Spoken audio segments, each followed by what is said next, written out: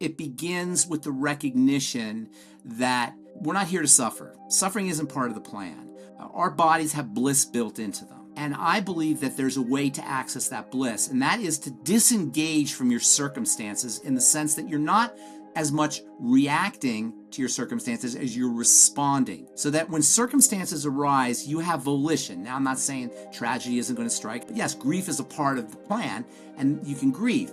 But the real issue that we have here is that we don't understand the mechanisms of our psyches and our physiologies. And we're told not to. We're told to trust authorities. So that if you have a psychic issue, and I believe that all physiological problems are psychic problems, and I believe we're psychic, spiritual beings first. And spirituality, by the way, doesn't necessarily mean, religion, and it doesn't necessarily mean God, although I had to have that background. To me, when I talk about spirituality, what I think about is being safe in the world. Welcome to the show. I was absolutely captured the first time I saw you speaking in an interview, because you, as we're saying off air, you present beautifully the mechanistic model of the human body, Yes. intertwines beautifully with the more metaphysical aspects of being a human being.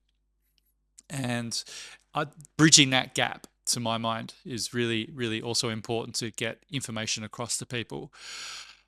So welcome to the show, and I'd love to get a founding story as to how you became an educator. Yeah, because you're a trained pharmacist, so that's quite the pathway to go down when you think of the traditional Western model, considering we're very much steeped in drugs. Well, I grew up in the 1970s, and in the 1970s we learned a couple things. First of all, we learned to question authority. We learned not to trust authority, and then we also had this kind of ethos of giving back, of helping, of making a difference. And I wanted my life to be about both of those things, not just believing something because somebody told me that was the way it was, and to give back. And luckily, because of the way I understand the body, it allows me to do both. Number one, not believe the standard medical model, not believe that our standard orthodox way of taking care of the body. And number two, to give back by sharing. And I discovered this kind of, I kind of smelled a rat when I was in pharmacy school.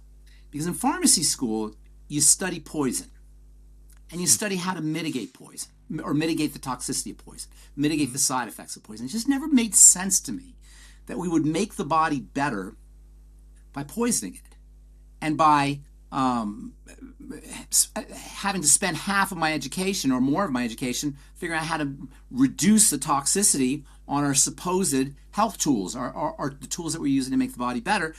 We spent half the time in pharmacy school studying how to mitigate the poison, mitigate the adverse reactions, mitigate the side effects. But something else we studied in pharmacy school that was really interesting, and that is we study nutrition in pharmacy school. But we don't study nutrition like a dietitian studies nutrition. We don't study it like a nutritionist studies nutrition. We don't study it like a doctor studies nutrition. We study nutrition like a pharmacist would study nutrition, meaning we study the medicinal, therapeutic, and healing properties of vitamins and minerals and amino acids and fatty acids. And what's more, we study diseases as if they were nutritional deficiencies. So eczema is a fatty acid deficiency, or acne as a zinc deficiency, or cardiovascular disease as a selenium deficiency, or Raynaud's syndrome as a B vitamin deficiency. So on the one hand, we're studying drugs as toxins. On the other hand, we're studying nutrients as medicines and as healing medicines, and we're studying diseases as nutritional deficiencies.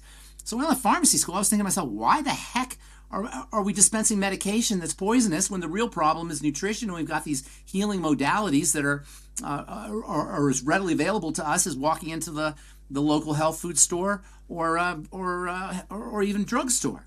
And so I got this idea that we could be using nutrition much more effectively. This is the 1980s. This is before there were health food stores everywhere. I had this idea that we could be using nutrition much more effectively than we were using. And on top of that, I was an athlete when I was in pharmacy school. And athletes are always looking for the latest edge, getting bigger and stronger and better. And I think you told me you're an athlete as well, so you can relate to this. So we were reading the bodybuilding magazines and the weightlifting magazines and the performance magazines, and we're studying whey protein and reading about whey protein and creatine and B vitamins and amino acids and branched chains. And so I had this idea that we should be using nutrition the way we're using medicine. When I got out to work in pharmacies, I saw that there was a real problem. And I realized that I was the problem. I was the guy that was poisoning the people. I was the guy who was dispensing the poison to people. So I started to do something that was radical for the 1980s. And that was I started to tell folks, or recommend to folks, that they use nutrition with their medicine. So somebody would come in for their acne medicine. I would say, hey, maybe you want a little zinc with that acne medicine. Or they'd have a GI, digestive problem, a GI problem. I say, there's these probiotics. They may help you with your digestive, your indigestion medication, or maybe some magnesium with your high blood pressure medicine, or a calcium channel blocker. And what ended up happening was people would come back in the pharmacy, and lo and behold, they would be getting better. And eventually I got cocky and I said, hey, you know what? How about if you take magnesium instead of your beta blocker? Or how about if you take vitamin C instead of your antibiotic?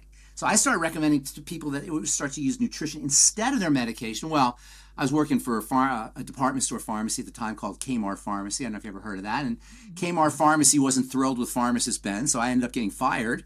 But you know what? I started my own pharmacy after that. And my background was skincare, as you know. So I started a skincare pharmacy where I made skincare products for individuals who had skincare issues, and I started to dispense nutritional supplements for people to go with their skincare problems. And sure enough, the same thing that happened when I was working for regular drugstores happened in my own pharmacy. People got better, and their skin got better, and they got better in a way that their doctors, that their doctors could not even believe what was happening. They were getting better with my homemade, I guess they weren't really homemade, they were made in my pharmacy, topicals and my protocols, and they were getting when they went to the doctor and got prescription medicine. And so I started to talk about it. I felt like people needed to know this. I felt like people needed to know what I was finding out. And so I started talking. I did talks in my pharmacy at first. First talk I did, it was around my little, I had a table in the middle of my lab, and we sat around the table and we talked about it, and it started, more and more people started to come to my pharmacy. The first time I did talk, there were 3 or 4 people there. And then gradually more and more people would come into my pharmacy and I would do talks, and pretty soon I started doing talks in large rooms, and I got myself involved with a nutrition company. I started doing talks for them, and the rest is history, as they say. And today, I consider myself to be an educator as much as I am a formulator, and as much as I am a healthcare professional. I want everybody to know that we're leaving health on the table. I want everybody to know that our medical model is not serving us. In fact, our medical model is not equipped to serve us for the bulk of our health challenges, which are chronic degenerative diseases. Most of 80 to 85% of our healthcare costs in this country, probably like similar in your country as well, are based in chronic degenerative diseases. And the modern medical model is not equipped to deal with these kinds of health challenges. And this is no knock on doctors. If you have a carpenter, the best carpenter in the world, makes the best furniture, best cabinets, an artist, and you take that, say to that carpenter, hey, my engine in my car's messed up. Can you go fix my engine? He's going to take a hammer, and he's going to take a nail, and he's going to try and fix your engine. What's he going to do? He's going to destroy your engine. He's a great carpenter, but he doesn't know anything about fixing your car. And this is how I look at the medical model. They may be able to handle things like a broken leg or a heart attack or a severe burn or trauma of some kind, and that's great. If you have a broken leg, you want to go get it repaired by a good surgeon. But if you have diabetes, if you have eczema, if you have a GI issue or an autoimmune issue or a movement disorder, dementia, there is nothing in the modern medical model's magical bag of tricks that can deal with dementia, deal with autoimmunity, deal with eczema or psoriasis or acne or skin diseases or diabetes or any of these. But you know what, Paul? It doesn't matter. Because we can do this ourselves. And that is my message, is that we can do this ourselves. We can be our own health authority. Authority means writer, author. When you go to somebody else to be your health authority, they are writing your health story. And what is more intimate to us than our health? Not our money. You have all the money in the world, but if you don't have your health, right? You can have everything. You can have a perfect life, but if you don't have your health, nothing matters. And so to me, it's about taking our power back. And if I am known for anything, and if I have a legacy, what I want on my gravestone when I die is he made it simple. He made it easy to understand. Albert Einstein famously said, if you can't explain something to a kindergartner, you didn't understand it yourself. And I found in my practice and in my journeys and in my professional life, speaking life, educational life, as well as my life as a pharmacist, I found that smart people, more than anybody else, smart people suffer from one health challenge that's very, very problematic and responsible for a lot of misery. And I call that overthinkitis. We overthink. The body is not that complicated. They want us to think it's complicated. Oh, it's genetic. Oh, it's molecular. Oh, there's too many things. No, the body is very simple. All disease is cell disease, and all cell disease is preceded by dirty blood. It's all about the blood. Our health challenges are hemodynamic in nature. It's fluid dynamics. The blood is responsible for dispersing food, nutrients, if you will, to all of the cells. It's responsible for delivering oxygen to all of the cells. It electrifies the cells and it detoxifies the cells. And when we're sick because the blood is not able to get to the cells to deliver the oxygen, to deliver the electricity, to deliver the food or the nutrients, and to detoxify it. And this is the core of all, not 99%, not 99.99%, not 99.99999%, 100% of all chronic degenerative diseases, that is, health challenges that do not regenerate. The body's supposed to regenerate. When you have a degenerative disease, that means it's not regenerating. So the 100% of all chronic degenerative disease is the end result of what I call dirty blood. Now, if you're a doctor, you'll call it hypercoagulable blood. That is blood that's sticky and sludgy and not able to do its work. And how does that blood become sticky and sludgy for most people? Through the intestine.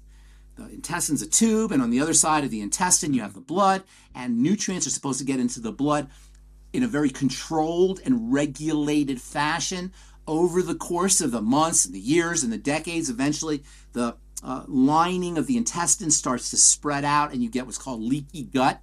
You've heard of that term, I'm sure. They call it intestinal permeability. Every single health challenge can be backtracked to that leaky gut unless you're injecting through the skin. Now, if you inject through the skin, then that's true. You can contaminate the blood through the skin if you inject through the skin. And that's why any knucklehead medical professional or government, worse, that tells you to inject something through your skin should be looked at with great resistance. If you inject things through the skin, then you can get dirty blood through the skin. And look what's happened in the last 5 years or so with people who injected, because they were told to inject. What do they end up suffering from? Blood clots, pericarditis, heart attacks, circulatory issues. You've probably seen pictures of people here in the United States. They have people who have done methamphetamine injected speed, right? And they show before speed and after speed. Their skin looks horrible before and after. They go from being healthy and beautiful and young to all pockmarked and acne and rashy. That's what happens when you violate the bloodstream through the skin. Also, we know people who inject IV drugs are more susceptible to Parkinson's disease, more susceptible to cancers, more susceptible to nerve disorders. So injecting through the skin is one way that you can violate the sanctity of the blood. In the Bible, it says the life of the flesh is in the blood, and the blood is the sacred space. But for most of us, it's not injection. It comes in through food. And listen, in the last 100 years, Paul, we have completely turned around a food supply in a body that is millions of years old. The body has evolved systems for processing foods over the course of the last 2 million years. In the last 100 years, we've completely changed it. You can't go to a supermarket and get a food that existed 200 years ago. Even the produce and even the meat is different than it did 200 years ago. So of course we're going to have a problem. Then you factor in this thing called ultra-processed food, which makes up 50 to 80% of our calories. And of course you could see we've got a problem, not to mention the fact that we're manipulated and induced to eat foods that are not in our body's best interest through the brain, through slogans and through colors and through endorsements and through memes and through advertising techniques and through chemicals that are actually put in the food to keep you eating the food, and through hypnotic techniques that they use on children so that they will remember these messagings as they get older. Even when you go to McDonald's, and I told you this before, a healthy society will never have a McDonald's. And I pick on McDonald's as an icon, but there's lots of places that are like McDonald's. But when you go get your Big Mac or you go get your hamburger and you unwrap it, it's like psychologically, it's Christmas. You think you're opening a present. They have it designed so you're not eating for food, you're eating for joy. You're eating for your emotions. You're eating because as soon as you stop eating, your problems come back. And for that moment that you're biting into the Big Mac, you got no problems. It's like you have a Ben and Jerry's ice cream. I don't know if you have Ben and Jerry's there, whatever it is. You have ice cream. When you take your spoon and you go down and dip it into the ice cream, for that split second that spoon is going into the ice cream, all is right in the world. And as that ice cream is coming up to your mouth, the world is perfect. You don't have a dysfunctional family. You don't have a new world order. You don't have taxes. You don't have bills. You don't have any problems as that ice cream is going into your mouth, because the neurochemistry of joy and of bliss is kicking in. Dopamine and serotonin and oxytocin, all the wonderful neurotransmitters of happiness are kicking in as you're raising that food into your mouth, because for eons, we didn't have a lot of calories. We didn't have sugar. So our body has evolved these neurochemical drives that reward us, literally reward us. It's called reward chemistry, with bliss for calories, for sugar, for things that taste good. And as we're raising that Ben and Jerry's to our mouth, the world is perfect. Life is good. There's no problems. But the Ben and Jerry's, it goes into your mouth and it melts and it's gone. And now your problems come back. So what do? You go back into the Ben and Jerry's. And this goes on and on and on. And we don't eat for the way our caveman ancestors eat. We don't eat like lions and tigers. We don't eat like biological beings. We eat like emotional beings. We eat for satisfaction because our lives are not satisfying. And all of this ends up costing us. And it's unfortunate, but I'll tell you what, if you look at the statistics, the health statistics for deaths, the three leading causes of death are, number one, heart disease. That's a metaphor right there. We're dying of broken hearts. We're dying because of our love chakras, because of our heart chakras, because we're all brokenhearted. Number two, cancer, another metaphor. Cancer is when the body eats itself. We're turning our immune system and our biochemistry against us. It's an ultimate in self-hate is cancer. And then third is diabetes. But you know what? Diabetes, or what I like to say, dysglycemia. Diabetes is an official diagnosis. Dysglycemia is biochemistry. Dysglycemia means messed up blood sugar. Diabetes is a diagnosis based on an arbitrary metric of 120, and you could have dysglycemia way before you're diabetic. And so when you factor in the relationship of dysglycemia, messed up blood sugar, to cancer and to heart disease, you find that the number one cause of death and misery is sugar. And it's diabetes, or it's dysglycemia. It's disturbances in how our body processes sugar, as well as calories in general. We're killing ourselves with our knife and our fork and our spoon. And you know why that's such good news, Paul? It's because we have control over that. What do we have more control over than what we put into our mouths? We have so much control over how our biochemistry performs in response to the foods we eat, and something as simple as fasting, intermittent fasting, calorie restriction, eating whole foods, something as simple as changing the way and the amount and the frequency of the foods, our ingestion of foods, is the number one strategy for longevity. And you add in some nutritional supplementation and some exercise and some breathing and meditation and plugging into God and divinity and some mental techniques and mind power techniques. And there's no reason why any human being can't live to be 120 years old, which is our genetic lifespan, and not just live to be 120 years old, but live vibrantly to 120 years old. There are people who are in their hundreds who are lifting weights, who are running up and down stairs. If one person can do it, we can all do it. So to me, we are as Hosea in the Bible, 800 BC, in the book of Kings said, my people perish for lack of knowledge. And that's what's happening. And so it's my mission to change that. And that I have taken that on as a personal mission to help spread the word that we're not sick, we're starving. And we don't need to be fixed, we need to be fed. And that's my message. And it's not that complicated, because all you got to do is change the way you eat and then add some nutritional supplements and do a little exercise and a few other things.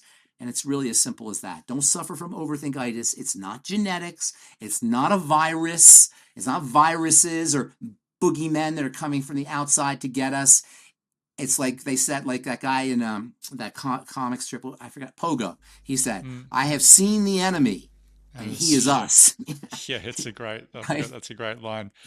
Look, let me frame this in another way, because I agree that who else is going to change your life other than you? So that's just a fact. Yes. Yeah, we can certainly rely on, that's not to say there's not help along the way on that journey to self-becoming and taking full authorship of your life. But when I see, you sort of mentioned it earlier, to do with the addictive qualities of the food we're eating, and the way we're, not to mention the billions of dollars spent on marketing to children to get them addicted from a young age. Yeah. So you're talking about addicts. People are, firstly, they're addicted, their microbiome is addicted to this food, which is killing them. Yes. And then, so that is, so firstly, you got to deal with the addiction. And then you get the question of the lack of self-love. So the emotional component of, like, the great line I heard this morning is, you don't need a dietitian, you need a psychiatrist. Yes. It's not the issue of you not knowing the foods to eat necessarily, but you emotionally, you're so addicted for whatever that story is, or as you mentioned, you're broken-hearted, you don't have meaning in your life, but God damn it, I can eat this cake and I'm going to feel good for a moment. The same as any substance. It's a basic state changing. So they're very big challenges I see for people. And then thirdly, the amount of grift online, the amount of people making it complicated, selling your products, selling your AG1 greens, all of this stuff to make money. And you mentioned it, and it's something I've actually recently had a lot of people in my life who are ill. So I've been going, it's really pertinent, this conversation. And I've seen the different approaches from many people in my life, being quite open to being very closed. But like, it's literally like nourishment and elimination is the path to health, so the body can regenerate. So your blood is nourishing you, then your limbs are helping you. Levels. On nourishment, all levels. Spirit, you're not just spiritual. Yes. So you clean that up, and then things like the big C, like the way people frame you've got cancer, it's stage whatever. Yeah. These things are less important when the body can start detoxifying, rather than let's irradiate you. But I just want to finish. Like, lastly, the problem with all of that, I lost my train of bloody thought. Is that it's very much chicken and egg to me. People, you're saying, okay, it's mechanistic, so let's give you all the right food and clean the body. And when people say, oh no, it's also spiritual, I've heard people say you can eat what you want, but you think positively about it, which I think is complete rubbish on the most part. Here's the thing: if you're spiritually correct, you're not going to be eating those things. You're not going to be okay. So that's another. That's okay. That's absolutely true. That's how I look at it, because you're right. There is kind of a chicken and egg phenomena. Is it spiritual or is it physiological? But I was going to say spirituality comes from the mechanistic. Like, when you clean your body up, your body starts acting properly in accordance with the divine. Yeah. I would say, though, it begins with the recognition that we're not here to suffer. Suffering isn't part of the plan. We're here to, our bodies have bliss built into them.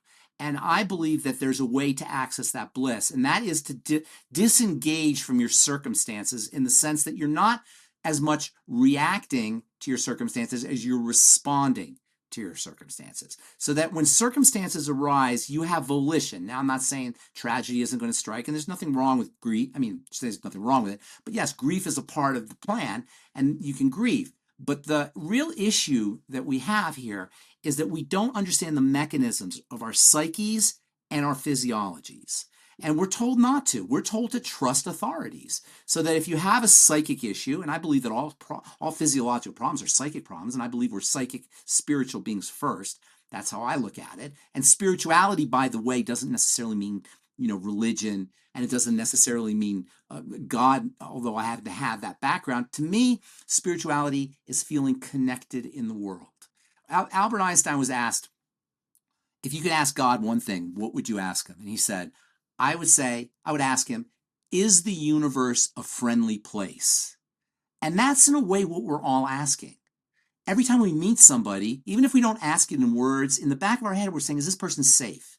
Is this person, can I be open with this person? Is this person a survival? Is he threatening my survival on some level? Women especially are like that, and that's why they have women's intuition. But we're all doing it to a certain extent because you see, you have this thing in your body called the nervous system.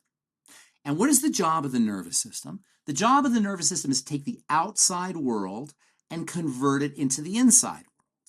And it uses the senses to do this. It uses the eyes, the ears, the nose, the mouth, the taste, and the skin. We call those the five senses. And these five senses are almost like periscopes into the outside world. And their job is to take the outside world and put it into the inside world and convert it into biochemistry. But here's the thing. We have two nervous systems. We don't have one nervous system. We have a nervous system that detects survival threats. That's called the sympathetic nervous system. We know it as the fight or flight nervous system. And that's the nervous system that will take threats and convert it into biochemistry that gets you out of those threats. And then you have the second nervous system called the parasympathetic nervous system. And the parasympathetic nervous system is the part of the nervous system that that assesses safety. And when the world is safe, it channels neurology or channels energy into our neurology in a way that helps us do things that we can do when we're safe. Well, where do you think you want to spend most of your time? In the parasympathetic nervous system. The parasympathetic nervous system is your love nervous system.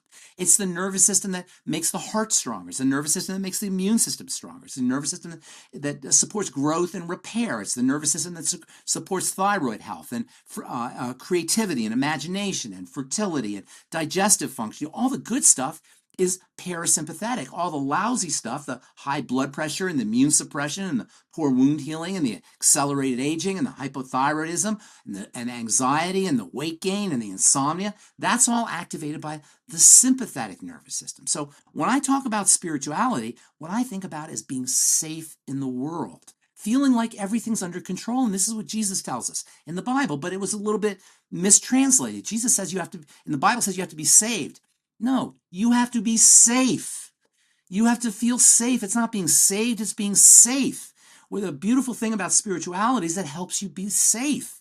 It gives you a sense that all is right in the world because guess what? It is right in the world. Maybe not in your personal life, it's not right, but the earth is spinning around, the sun just perfectly, spinning on its axis just perfectly, and all the planets are aligned and everything is happening. And at any given moment, there's way more things going right in your body than going wrong. Look, Paul, a cell is 1/1000th or so of a head of a pin. You could fit 1,000 or maybe 2,000 cells on the head of a pin. It's invisible. It's so small. Yet in that cell, you have millions of working parts. And that cell is capable of secreting hundreds of different chemical reactions a second. And in that cell, you've got little compartments, and they're constantly rearranging, and all the little substructures are breaking down and building up, and waste is being excreted, and there's a skeletal system, and there's 6 feet of DNA in this microscopic thing that's so small. Are you kidding me?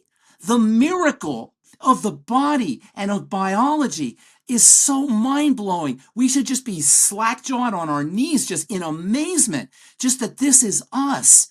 And there's way more things that are going right than going wrong.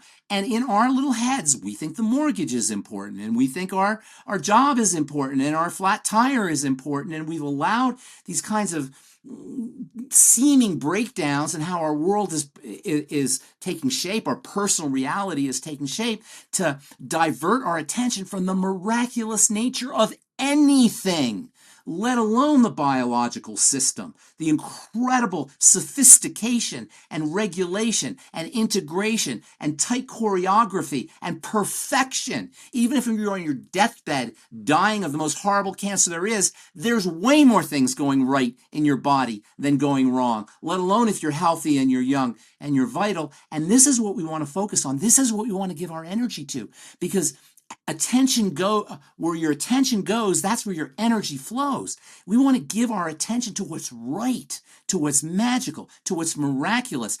and to what is ultimately, as we used to say in pharmacy school, when there was something that was incredible that happens in the body, like what I was just talking about, they would write on the blackboard, OGK, only God knows. And that's what they put on the blackboard in pharmacy school. And to me, that's spirituality, is recognizing that there is this perfection, this amazingness, this miraculousness that can't even be explained. It's only OGK.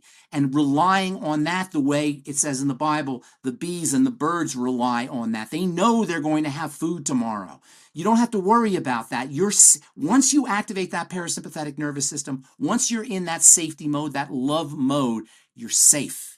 It's taken care of. And plugging into divinity, plugging into God, if you will, for lack of a better word, plugging into the divine force, however you want to call it, is the ultimate in safety. And to me, that's what spirituality means. And when you say which came first, the chicken or the egg, personally, I think that's where it comes from, is if you can have faith that everything is in working order.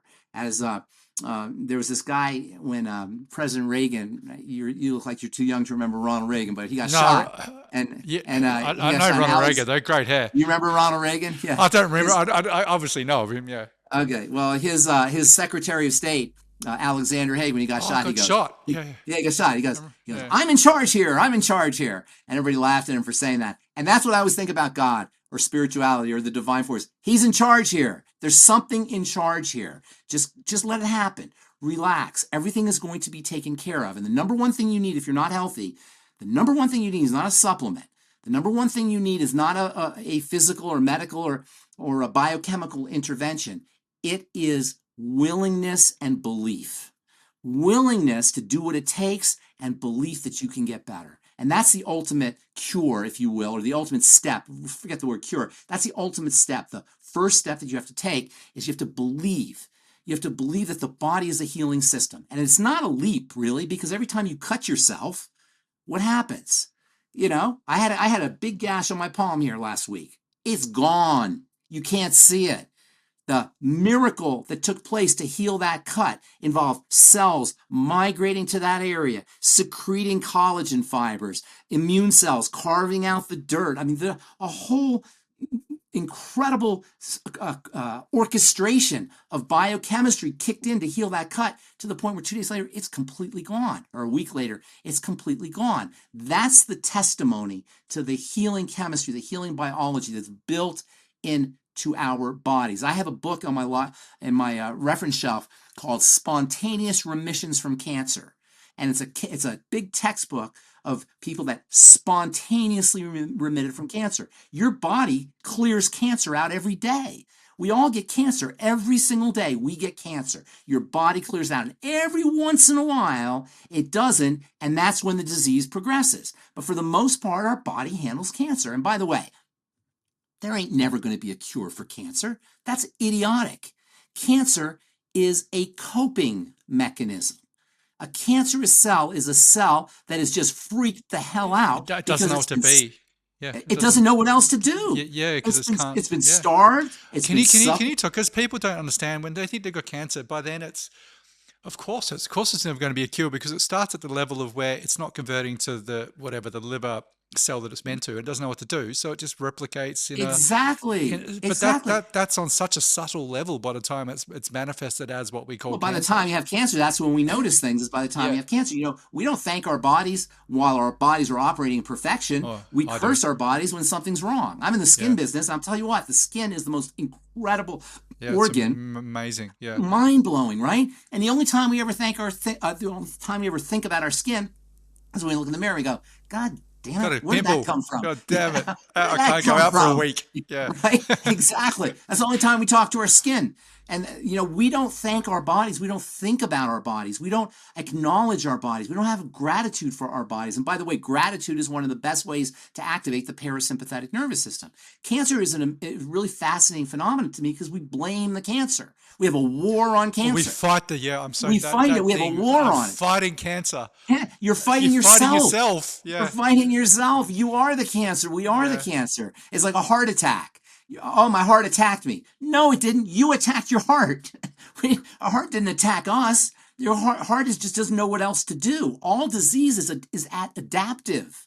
Cancer is a cell that has been starved, suffocated, and toxified for so long, it doesn't know what else to do. Now, thankfully, there are self-destruct programs inside a cell.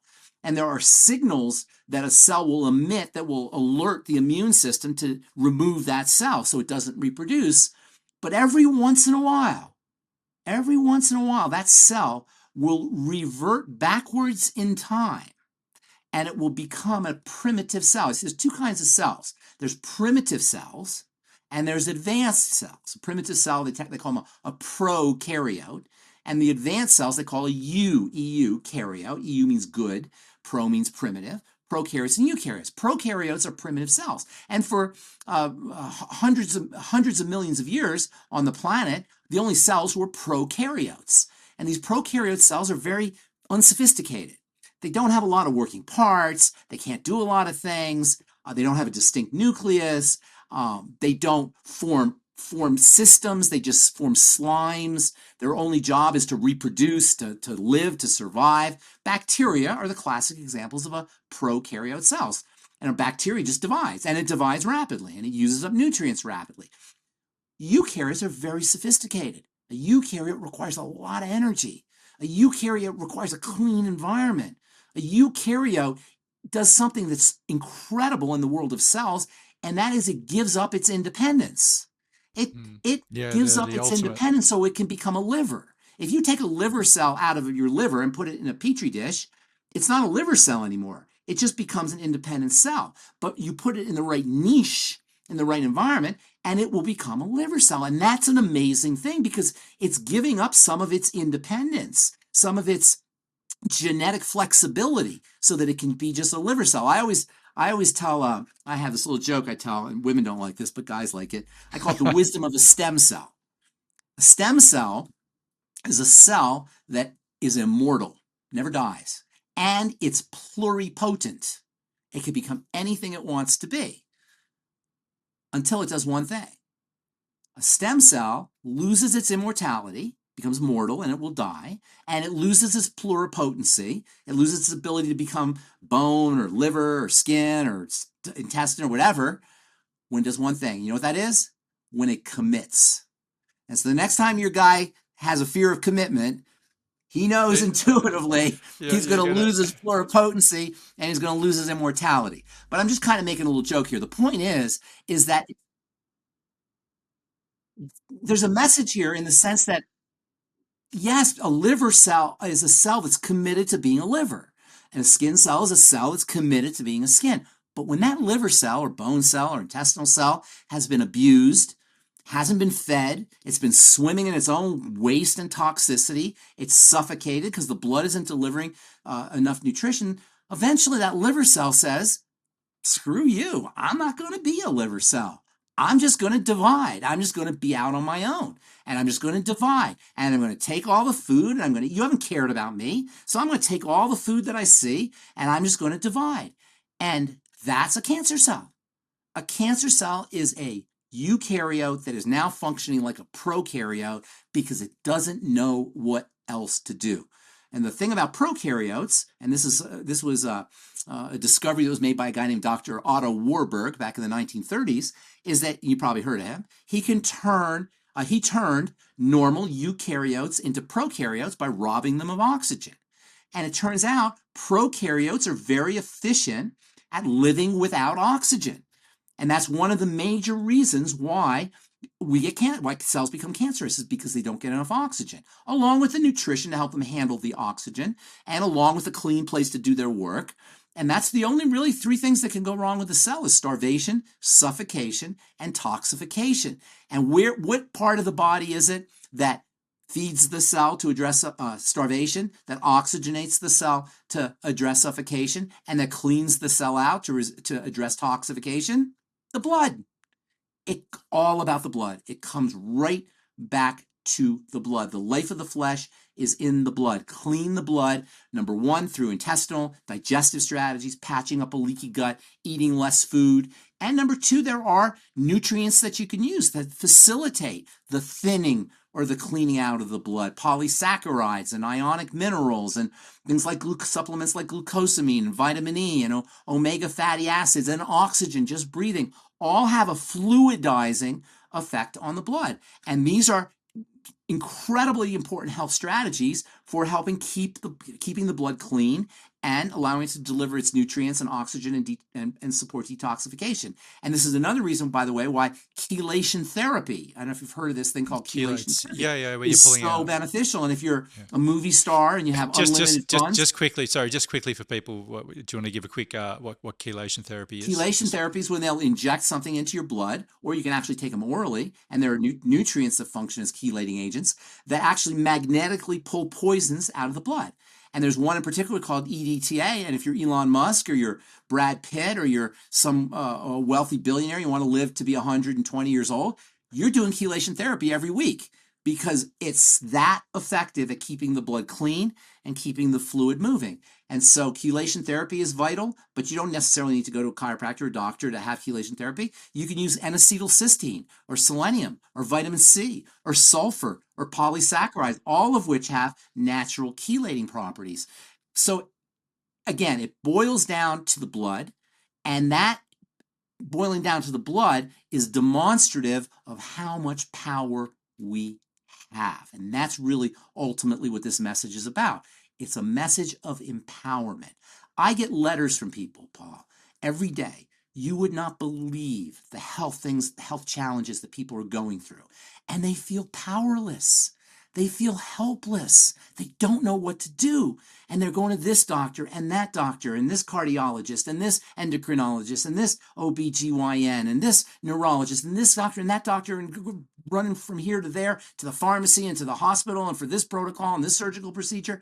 And they're not getting better. And one of the main reasons is because we have this reductionistic model where we think the problem's the heart, or we think the problem is the bone, or we think the problem is the liver, or we think the problem is the brain. So we go to a brain doctor, or we go to a heart doctor, we go to a skin doctor, we go to this doctor or that doctor, and that's not how the system works. It is a system. It's integrated. You can't treat just the heart. You can't treat just the brain. You can't treat just the skin. And in a nutshell, this is what accounts for the failure, the utter and complete failure of the modern medical model for addressing chronic degenerative diseases, because we can't see the forest for the trees. We're looking at every individual organ and we can't figure out what the heck's going on. I was telling you earlier about essential hypertension.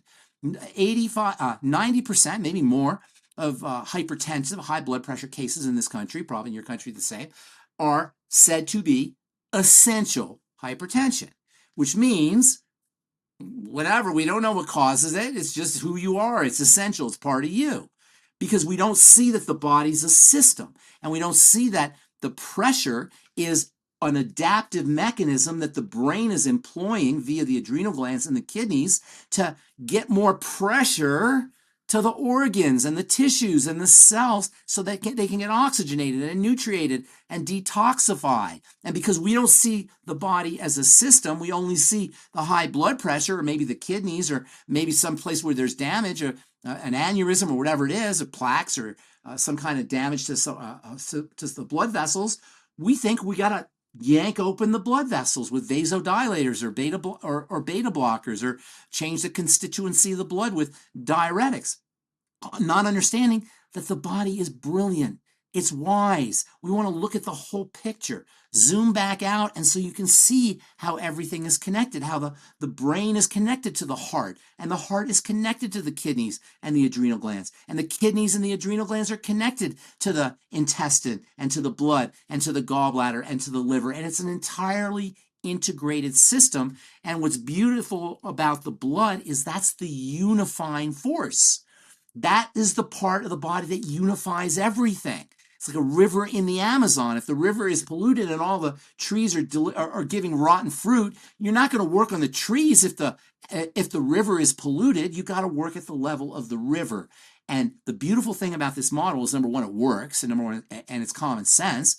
But number two, it gives us our power back. Because while the doctor can't do anything for your intestinal, for your leaky gut and your dysbiosis and your mast cell activation syndrome and all the things that are going wrong with your intestine, we can do it from the comfort of our own living rooms and kitchens and bathrooms and bedrooms and homes. We don't need medical intervention for this. And not only is this an effective model, it's a powerful model. And it puts the power back where it belongs, and that's in our homes and in our bodies, and away from this medical model that purports to be able to do miracles in the body. And in fairness, they can do miracles in the body when it comes to stitching things back on. You ever hear this guy Wayne Bobbitt? No, Wayne Bobbitt. Yeah. Let's just say they can stitch bad back. decision in wife. Right. But they can stitch things back on. They stitch that thing back on. Can you imagine? Yeah. They can give you a new liver if you need for those young kids out there. Let's just say he had an important member of his anatomy taken off him and thrown onto the highway at speed. But they put it back on. They put it back on, and he's for all intents and purposes fine. Yeah, that's a miracle, right? And they can do miracles that way, but they can't help us with our dysglycemia or our cancer or our autoimmune diseases or our dementias or our movement disorders or our skin issues. They can't help us with that, but it doesn't matter because we can do it ourselves. The big question for me then is, what with your patients, or however you want to language people who you've helped, what is a common thread for someone who finally realizes, going back to what I mentioned earlier with the addictive qualities of where we've gotten to with the foods, which is outrageous that we've allowed these companies to, that they can market to children, and it's just so systemic and commonplace that we accept it. As I said before, there's a Ronald McDonald in the Children's Hospital here in Melbourne, and I'm sure in other states in Australia. So here's the foods which are going to give your kids cancer, and then upstairs as well will irradiate your kid. The cancer ward. Yeah, and then here's the doctors eating the Big Macs at lunch. It's almost, it would be highly amusing if it weren't so awful for people to go through. But what's the common thread that you see people who are willing to suddenly say, look, I'm ready to make that change, help me? Because it is also very confusing if you go on any platform to look for the right advice. That's why I say I want to be known for simplifying it. Go back to the blood. Always go back to the blood, which means the intestine. The number one thing that they have in common is they've hit bottom. Okay, yeah, that's what I thought you were going to say. They've realized that they have no other options. Now, there's a lot of people I work with who are sophisticated, savvy. They read, they participate, they just want a little bit of guidance. But the ones who are really, really having the problems, for them to come and want to do what it takes, they got to hit bottom. They got to get to a point where they don't have any other options. They've tried everything. They've tried everything. That's been my experience too. Yeah. And it's unfortunate because sometimes, unfortunately, when it comes to health, people come in with their organs removed. They come in without a gallbladder. They come in without a female reproductive system. They'll come in without a thyroid, and it's or the part of their intestine. It's very difficult at that point. It can still be done, but you're like at that point a heavyweight fighter in the ring trying to fight, Muhammad Ali with one arm tied behind your back. And so, it could be done, but it's much trickier. That's why, as long as you have all your organs, pretty much any disease is reversible. And one of the beautiful things about chronic degenerative diseases, as well as, by the way, nutritional deficiencies, is the sicker you are, the faster you can begin to turn it around. Not necessarily turn it around totally, but begin the process can happen instantly. And the sicker you are, the faster you can do it. And it all starts with food. In fact, most people who have arthritis or have autoimmune problems or have dementias or even have cancer or any kind of inflammatory condition, chronic pain, will notice that when they fast, they feel better. That's a pretty common reaction, a common response to not putting food into your system. Here in this country, there was in the 1970s, the United States was very polluted, and the water was known for being very polluted. And there was a lake in Ohio that literally caught fire. Or maybe it was a river. It was either a river or a lake. I forgot. Jesus. Cayuga River. And it caught fire. It's very biblical. And then very biblical, right? And they found a pipe. They found pipes that were dumping in industrial waste right into the river. And it caught fire. It went into flames. So what do? They stopped the bleeding, so to speak. They stopped the toxicity from coming in, and they cleaned the river up. But the first thing they did is they stopped the stream of toxins that was coming into the river. And that's how you got to look at the body. If you're dealing with a health challenge, you got to stop the stream of Yeah. toxicity from getting into the blood, and that starts with fasting, or at least calorie restriction. It's the old adage. I mean, I've said it a few times on the podcast, so it's true. So I'm going to keep saying it. But everyone looks to what I can take. So no, what can you not take? What are What you can you doing to not say? create the toxicity in the first Good. place? That's your starting point. Is what are we And removing? that's an excellent point. I call it this for that. We have this idea, it's allopathic nutrition. And we sometimes nutritionists and people who should know better are sometimes guilty of this. Oh, you have this problem, take that supplement. Yeah. That's just as bad as, not just as bad because the drugs are much more toxic, but it's still the same kind of idea of not looking at the body as a system, but trying to, in a reductionistic way, address specific problems with specific therapeutic interventions. And I call it this for that. And like you said, it's not so much what you're putting in, that you, or what you want to put in that you're not, but what you're putting in that you shouldn't be. And that is the stream of toxins that's getting into the system and making the blood sticky, viscous, hypercoagulable. And by the way, the body is made up of 4 great tissue systems. Sometimes you say tissue, people get intimidated, so just think stuff. The body's made up of 4 types of stuff. It's coated, skin and your eyes and your glands are coated with what's called epithelial tissue. The whole system is electrified with nervous tissue, and the core of the body is the muscle tissue that's wrapped around with connective tissue. And the key to longevity and a good life, I said earlier it's the blood, but the blood is part of the connective tissue. The connective tissue is almost like this information processing system. It's like a computer in a lot of ways. The cells of the connective tissue are processing information. There's a guy named Dawson Church. I don't know if you might want to have him on your show. He wrote a book called The Genie in Your Gene. You know who I'm talking about? No, but I'll look him up. He talks about this a lot. And this idea about building the connective tissue is really critical for understanding how the body works. But this is what I was going to say, is when our blood becomes toxic, one of the things the body does is it dumps the toxins off into the connective tissue.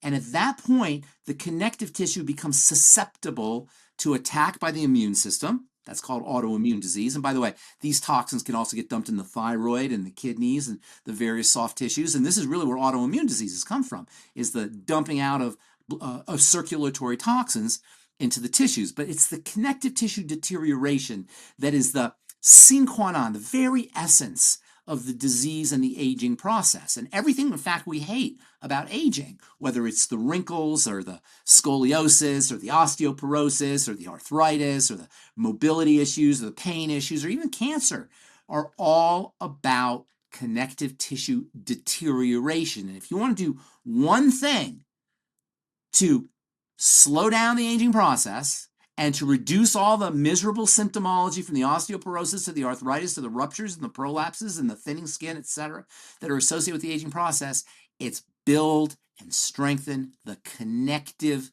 tissue.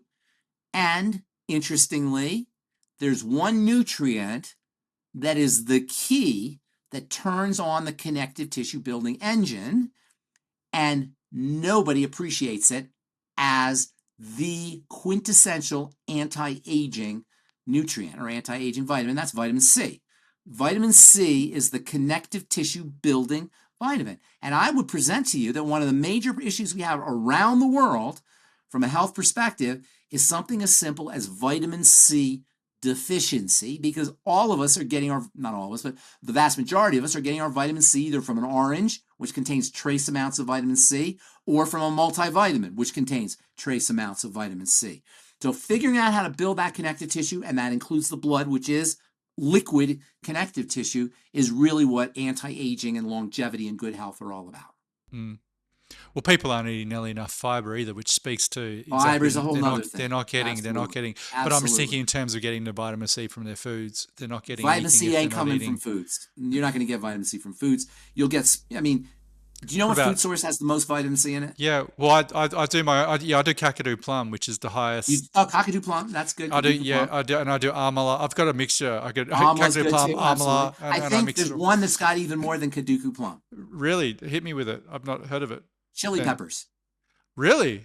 Chili. I think kaduku plums are something like 400 times milligrams more per than 100 our, grams. yeah, it's a lot. But It's depending a on, yeah, lot. depending, Chili yeah. peppers are number one. Kaduka plum's right up there though, and that's an Australian thing, isn't it? Kaduka It plum. is, yeah, yeah. They're all the Australian natives. So there's this huge explosion now in our understanding, which Indigenous peoples have been telling forever, and all Yeah, of a sudden we're like, oh, hold on, let's look at our own Kaduka backyard plum. for these amazing superfoods. Yeah, Australia's got a lot of superfoods, but it also has like spiders and snakes and scorpions and. Yeah, apparently you don't get too many. Although I actually behind me, I've got a pet. It's not a pet. It's a wild python that I leave No, you because it. don't. You Yeah, got yeah. a She pet. comes out. No, she's gorgeous. She keeps all the rodents and everything at a minimal. Well, Is it really a pythons. pet? No, no, she's not my pet, but I allow her to live here. She's fine. Well, she allows Are me to you live here. serious? Yeah, well, she What? only sunbakes. She sleeps in the roof and then doesn't. They don't harm any. They only eat the. My dog Where doesn't are particularly you? Are like you it. outside now? I'm Are you in. No, talking? I'm indoors, but I mean, so this is the living room is behind Oh, me. okay. I see. Yeah, I see. She So you in have? summer she'll be on the balcony just sunning herself. Does she come in the house? Oh God, no, I'm not letting her in the bloody house. That's where I draw the line. No, she doesn't like me. I've tried to pet her and she just runs like You goes tried to straight back. pet her? I wouldn't do it to a brown snake or something, which is deadly. But she's Don't they have teeth? Do pythons have I wouldn't teeth? want to get nah, too slow. They're so slow. Like Oh, there's a. she moves at about like half a k an hour. Yeah, but she could eat you in like one gulp. No, no, they're about 2 minutes. I'm worried. No, I did Google it. Like the biggest thing they eat is my dog's bigger than the biggest thing they eat, so that's fine. Okay, all right. Yeah, I think That's my dog would funny. probably kill her anyway, quite quickly. I mean, Australia's gorgeous, and New Zealand is gorgeous. I mean, I was blown away by New Zealand, New and Zealand you do have is wonderful primordial. produce. Oh, It's yeah. New Zealand looks like something out of Jurassic Park parts of it. But yeah, it's we've got phenomenal. like the soil around here, so I'm lucky to like. There's a farm which is around the corner, so you can literally buy the food. It's out of the ground the day before, so you don't Wow. see. It's quite amazing, and that's the other thing I really have empathy for people is because you don't. It's so rare in the city to get fresh food. I mean, look, hold on, but then you can do things like sprout. You can learn how to do. There's so many things Wow. you can do. When I was in the city, Absolutely. I growed herbs and so on and on the balcony. So there's many Yeah. things you can do to Absolutely. supplement those Sprouts minerals. are among the most perfect foods you could eat, or sprouts, if Yeah, you and you as long as they're don't clean. barely cost anything, and you don't Barely need cost anything, any. right? They're You need a jar pennies. and a bit of Yeah. water. Yeah. So yeah, Yeah. Make your own, right? Make your own yeah, sprouts with water. make your. It has all the nutrients, everything you need. Oh, it's Yeah, got we everything. eat Yeah, way too much. We're very, very overcalorized. You need a yeah. lot less calories than you think. Probably 1,900, 800 calories a day. If you do it right, is You plenty. could Most of eat, us yeah, if you need, well, eight, people are 800 to starving, 1,000. aren't they? Because they're not absorbing the nutrients because their enzymes are That's really ruined. critical. So That's they're another thing. not, We talked yeah. that whole leaky gut thing that we talked about. That's a problem because obviously toxicity gets into the blood. But what happens when the intestine becomes inflamed is you don't absorb your nutrients. So now you're dealing with like a 1-2 punch. One, you got the toxicity in the blood, in the hypercoagulable blood, the sticky, sludgy blood, dirty blood. And number two, you're starving because you can't absorb your B vitamins. You can't absorb vitamin C. You can't absorb your fats, your gallbladder, and your liver, and your lymph is all clogged up. So we have people who are not only suffering from toxicity in the blood, but to compound it, now you're nutrient deficient. And we touched on this. We didn't really mention it, but this is really important. Nourishment is spiritual and mental and emotional, and you got to watch what you're reading. You got to work on your emotions. You don't want to have violent emotions, angry emotions, lack of forgiveness, rage, jealousy.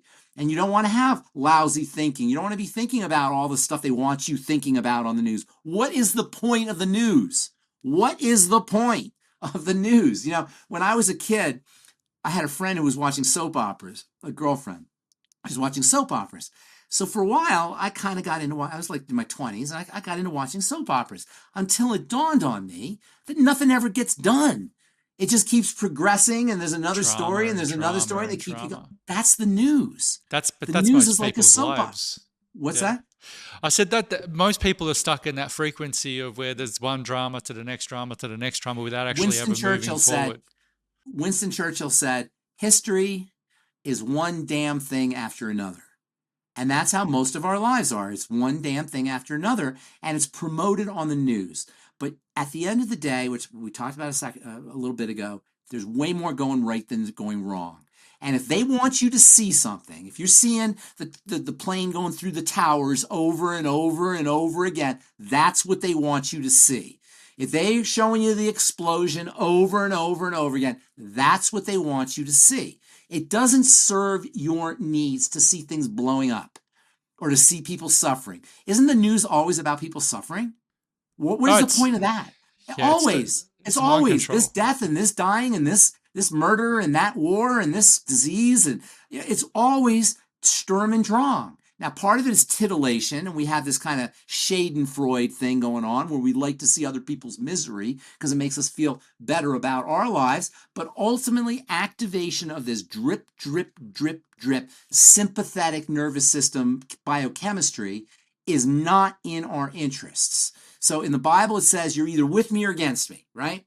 That's what Christ says. You're either with me or against me. I read that biochemically. You're either parasympathetic or you're sympathetic. That is net. In a business, you're always spending money and you're always making money. You're always breaking down, you're always building up. Catabolic means breaking down, anabolic means building up. You're always catabolic and anabolic, but what you want to be is net anabolic. Just like in your business, you want to be net in the black. You're always going to spend money, but you want to make more money than you're spending. When we're young and vital and healthy, we're net catabolic. Net anabolic. We're building. We're strong. We're in the black. You want to be net parasympathetic. That means you want to be net relaxation, net rest and digest, net creative, net fertile, net with a strong immunity, net recovering and building, net parasympathetic. Yeah, you might have some sympathetic nervous system activity for getting your butt out of bed in the morning, dealing with an emergency, but you want to be net parasympathetic. You know what the fastest way to activate your parasympathetic nervous system is? Breathing. Breath, I was going to say, yeah. Slow, deep, rhythmic breathing. Diaphragmatic breathing is the fastest way, not just to activate the parasympathetic, by the way, but to put your brain into an alpha state, away from a beta state. You know about your brain, you have these beta states and alpha states. Most of our lives are in this beta freak out state. We're freaked out all the time.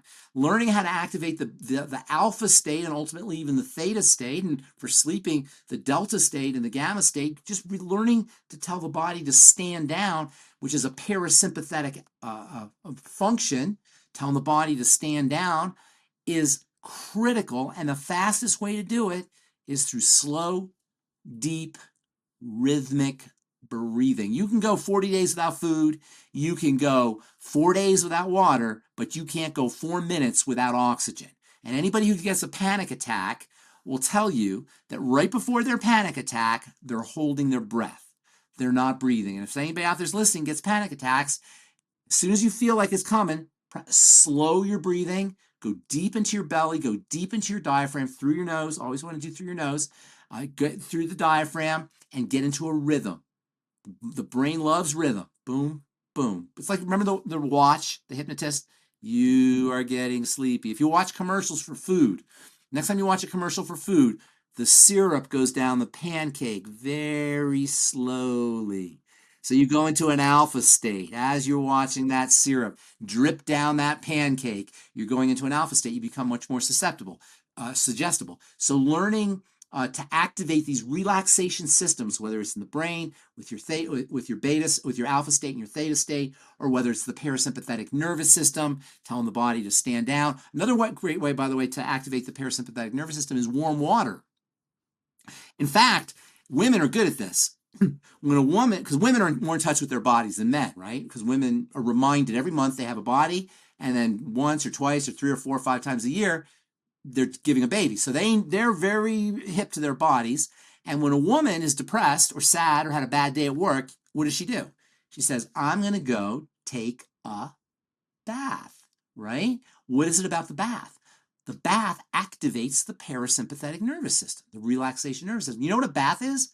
A bath represents to the body, somatically, to the body, it represents the last time we were perfectly safe, which was Yeah, in the mother's in womb. the womb, right? And so warm water, in fact, check this out.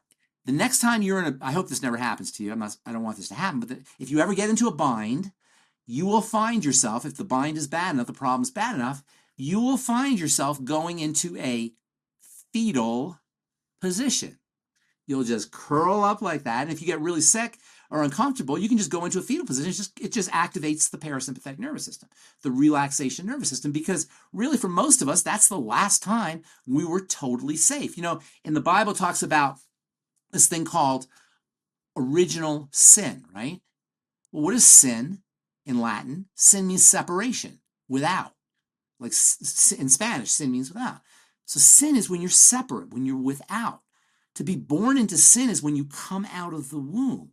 All of a sudden, you were in the womb. You were perfect. Everything was good. And now you're separate. Now it's me against you. I got to cry for my food. It doesn't just come. I got to cry. Don't even know if I'm going to get my food. To the baby, there's all of these things that now his survival is being threatened. That's what it means to be an original sin, to be separate, to see the world as us against them, to have this kind of adversarial relationship with the planet and with each other. And look at all the systems we have in place in our society. We have adversarial relationships everywhere. You've got cops and robbers, you've got government and citizens, you've got the legal system and the public. You've got all of these adversarial relations. Everything is pitted, buyer and seller, employer, employee. Everybody is pitted against each other. So of course we're going to be sympathetic. Of course we're going to be running on sympathetic energy because everybody's our enemy. We've created a world where everybody is against us, but ultimately, as it says in the Bible, it says, this is so cool, and I love this. In the Bible, it says, love your neighbor as you love yourself. And everybody thinks, well, that means love my neighbor the same way I love myself. No, that's not what that means. What it means is love your neighbor because he is yourself. As yourself, he is yourself. When I give somebody the finger, whose blood pressure goes up? Whose adrenaline and cortisol go up? Who's aging faster? Who's running a higher risk of cancer and reducing their immune? Me. And when I love somebody, whose oxytocin goes up? Whose blood pressure drops? Whose immune system gets stronger? Who adds years to their life? I'm not loving them, I'm loving me. You love your neighbor because you're loving yourself. You're the one that gets the reward from all of these state changes. There's no others out there from a biochemical perspective, even from a neurological perspective, because everything's in your brain. So we project everything outside of us, but everything is really us. This is like you're the God of your world, just like you're the God of yourselves. Everybody is in your world as a reflection of you, and that's how we want to look at people. When we don't like somebody, we want to say, well, what is it about that person that's in me that I don't like? And when we love somebody, that's not them. There's something in them that we love about ourselves. And that's what the whole world is about. And that's why they say, be the change. Don't worry about changing the world. Change yourself, and then the world will change. Then your world will change in functionality. And you know what? To me, that's the most empowering message of all. You can change the world by changing yourself. And that's why, in the Bible it says, ye are gods. Jesus says, ye are gods. We are gods in that way, in that we're the gods of our reality. We're the gods of our world.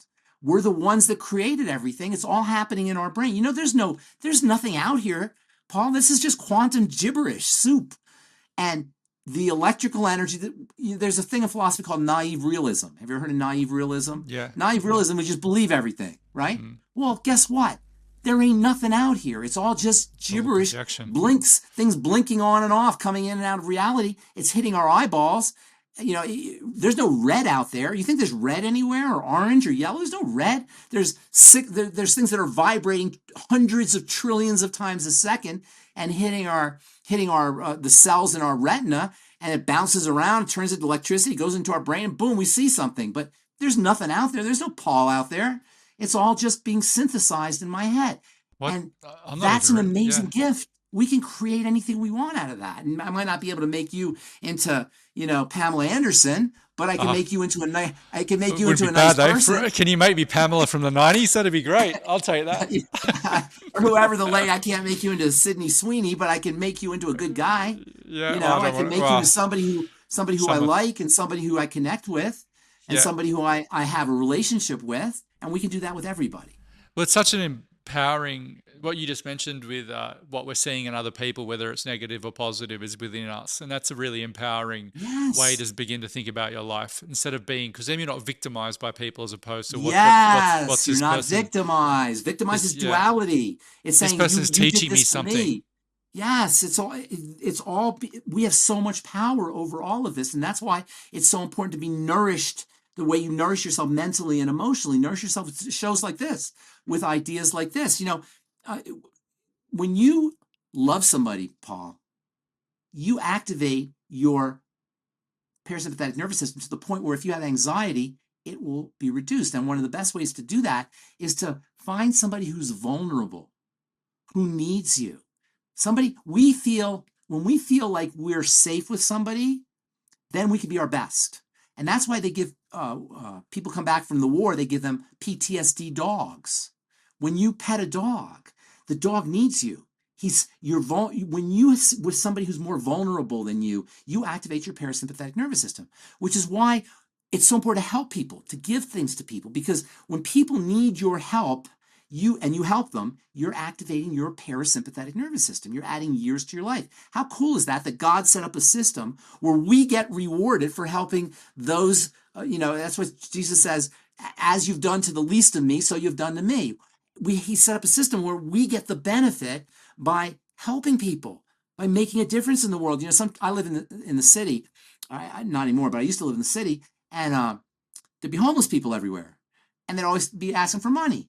And I remember more than on one occasion, because I'm dumb that way. It takes me a while to learn these things. I would say, the guy would ask me for money. I would go, no, I don't want to give him any money. I got, it's my money. I don't want to give it. And then I would, I have something, there'd be another voice that said, give him some money. Come on, you got money. So I give him some money. And don't you know, as soon as I gave him some money, I felt so good. I felt good. He allowed me to feel good. That bum on the street that was asking me for money, he allowed me to feel good. He gave me a great gift. And that's the way the system is set up. So that when we help each other, we feel better. When we're loving to each other, our biochemistry improves. The world is set up so that everybody will benefit when everybody benefits. When we help everybody, we all benefit. A rising tide lifts all boats, in the sense that once people are able to get what they need from us, we get the reward. And that, to me, is the coolest, most beautiful feature about how our reality is structured. That yes, everybody is built. There's no other out there, and even quantum consciousness. Quantum consciousness tells us this now. There's a guy named Donald Hoffman. He wrote a book called The Case Against Reality. You know what I'm talking about? I know Donald Right? Hoffman. Yeah, Yeah, he's great, right? yeah, He's a yeah. I really like. mathematician and a neurologist, and he studies consciousness. And what does he say? He says there's just one big consciousness out here that's doing everything. The same thing that Buddha said, or the same thing Deepak Chopra has been talking about, and they laugh at him for saying that. The same thing all spiritual wise people have said. There's only one thing here. It's all one big consciousness, and it's all us, and we're all plugged into it. And you're me, and I'm you, and that sounds airy fairy, but Donald Hoffman is not airy fairy. And when you understand that it's all being synthesized in your brain, in our brains, we're all synthesizing the world in our brains, it brings it home in a way that's logical and not airy-fairy and woo-woo. There ain't no out there. It's all in here. It's all this. It's all between your ears. And even that, ultimately, you can keep going backwards, because where is the between your ears and between your ears and between your ears? And that's what Donald Hoffman, the conclusion he came up with, is it's just one huge consciousness. There's a guy named Thomas Campbell. You know who Thomas I Campbell know is? Thomas Campbell. You know Yeah, Thomas yeah. Campbell. He calls Thomas, it, he's hopefully coming on the show soon. oh, I love Yeah, that guy. I love Thomas Absolutely. Campbell. Yeah, Yeah, he's great. he's more because there's that simulation theory is often posited by people who seem very disembodied, and it's very tech bro when I've heard it presented. But He doesn't do tech, bro. no, he does it in such a, like, there's Yeah. no, like, it might be a simulation, but there's definitely laws to it, and it comes from a Yes, spiritual rules. And perspective. it's all about love. He says And it's all about about love. love. No, he's a beautiful guy. Yeah, he was beautiful, right? Yeah. He's a beautiful guy. He calls it the greater consciousness system, I think he calls it. Yeah. Is that I what he think calls that, it? yeah. I need to go something- back and reread. Yeah, I need to go back too. But I've listened to a lot of his stuff, and it's beautiful. And that's not woo-woo. There's nothing woo-woo. He's a NASA scientist, I think. I think he worked at NASA. And Super. But I love the fact he's come back to this Overall, I think all of these incredibly sort of inquisitive, bright people come back to like to that surrender point of it may be this based on the mechanisms of the mind, but ultimately there's a greater creator here at play. OGK. There's no other explanation for it once you go OGK, for an man. There's no OGK. It's got yeah, I love that they had that in OGK. the uni. Well, Yep. just Yep. on the laws and the mechanistic side of things, this is something which really impacted me. So there's I don't know if you know Veda Austin's work, who does the Who? Veda Austin. She's actually a No. Kiwi. And she does a lot of work with in vein of Emoto in terms of photographing water in Oh, certain water. The states. water stuff.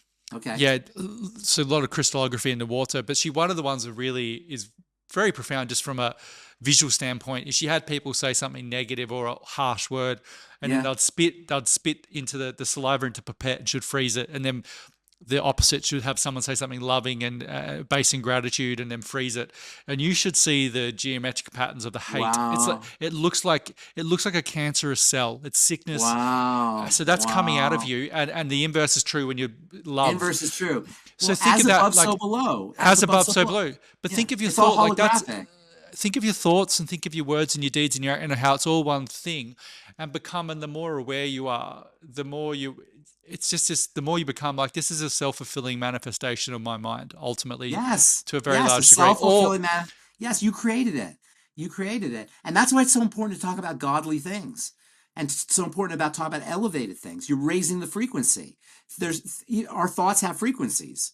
And thoughts about love have a certain frequency, and thoughts about anger have a lower frequency. And that's what Emoto talks about, and that's what this gal's probably talks about as well. So that's in the Bible, 2 or 3 are gathered in my name, there shall I be also. You want to bring God, spirituality, divinity, magic, miracles, whatever you want to call it, love, forgiveness, into the conversation wherever possible, wherever you can. Even if it's somebody who's not spiritual or they're low consciousness, figure out a way to raise their consciousness, raise their frequency. I firmly believe people like me and you, and it is people like me and you, there's a lot of us out here. It's not just me and you, there's a lot of us out here. A lot of us out here. We're here to raise the frequency. And while there may be more of the lower frequency than us, we can always raise the frequency just as well as they can lower the frequency. So we can bring them up. And that's our job, is to raise the frequency. Tesla said energy, vibration, and frequency. That's all there is, energy, vibration, and frequency. And I firmly believe, and this is my mission in life, is to raise, and I know it's yours even though if you never expressed it, I'm sure this is your mission in life as well, is to raise the frequency, is to get everybody to focus on a higher level, a level where there's magic everywhere. There's miracles everywhere. It's right here though. It's kind of superimposed on our reality. All you can do is turn your head a little bit. You know what a parallax is? yeah We have right? It's a parallax. You can see, cancer, or you can see the magic of all of the cells working in harmony and the internal workings of a cell all working in harmony. Millions of working parts working in perfect choreography and harmony and integration and responsiveness and intelligence in a cell, and you have 100 trillion of the cells. Or you can focus on whatever, the war or the cancer or your bills or all the other things. It's a parallax. And I personally, in my life, I know there's gravitational pull that will pull you into the black hole of despair and misery and sadness and all the negative stuff. But through volition and through will and through intent, you can pull yourself back out. And I'm not saying I'm perfect, because I get pulled into it too. But I'll tell you what, that's my cue to pulling myself back out. And even if I have to do it, 10,000 times a day. And to me, that's what meditation is all about, really. People think they can't meditate because their mind goes off and they think this and that, think that. The meditation is coming back. it's a The practice. That's the meditation whole is the point of it being return. called it's called a practice is you're practicing to bring It's your yourself back practice. That's into that state. exactly right. Yeah, You're it's not a practicing for it's not called life. meditation perfection. It's called It's meditation called practice. practice. Yeah. You're practicing so that when the credit card bill hits, or the siren, the blue and white siren is in your back, or you're just heard, God forbid, something horrible happen to your kid, you can go back to that state of stillness and equanimity and perfection. And really, interestingly, where all our problems are? They're in the voice in our head. Without the voice, there ain't no problem. And so learning to not even isolate the voice, but just feel it for what it is. See it for what it is. Forget shutting it down. Just notice that voice in You're your not, head. and you're not going to shut it. It gets quieter, but you definitely, It we're might get quiet. biologically wired to see things, threats in the environment because we had to, but to become It's aware that wired that way. you It's wired that way. continually, if you endlessly focus on debt, you'll always be in debt as opposed to focusing on 100%. 100%. abundance, whatever that looks 100%. like You for you. focus on abundance. Absolutely. Yeah. And you don't have to lie. There's plenty of abundance. How many leaves are there on planet Yeah. Earth, do you think? How many blades of grass? How many cockroaches? How many flies? How many cells? How many drops of water in the ocean? Abundance is everywhere. The planet is an iron ball in the center.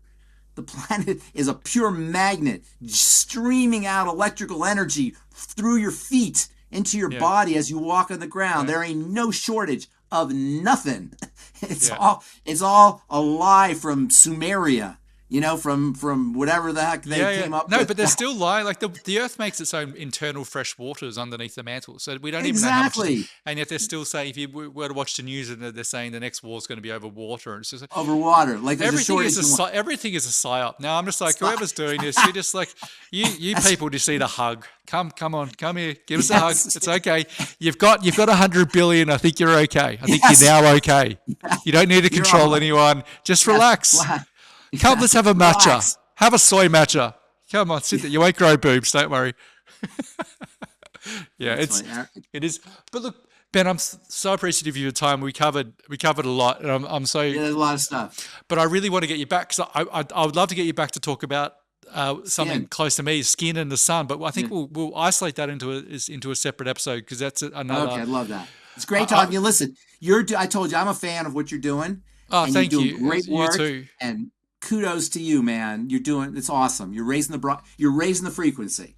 And I'm sure Oh, your listeners appreciate it. I can't wait to read the comments. Well, look, it's fantastic. I just love it. It's also for me, it's a chance to connect with people like you. So that's one of the great Thank you. joys. It's really wonderful. you so And much. same to you. And I will, yeah, we'll tee up another time just to do an episode on the sun because people, Okay. people, Send me a I link did, so I could yeah, I'll send it, and we won't have. I know we got on pretty easy. It's fine in terms of the getting onto the call.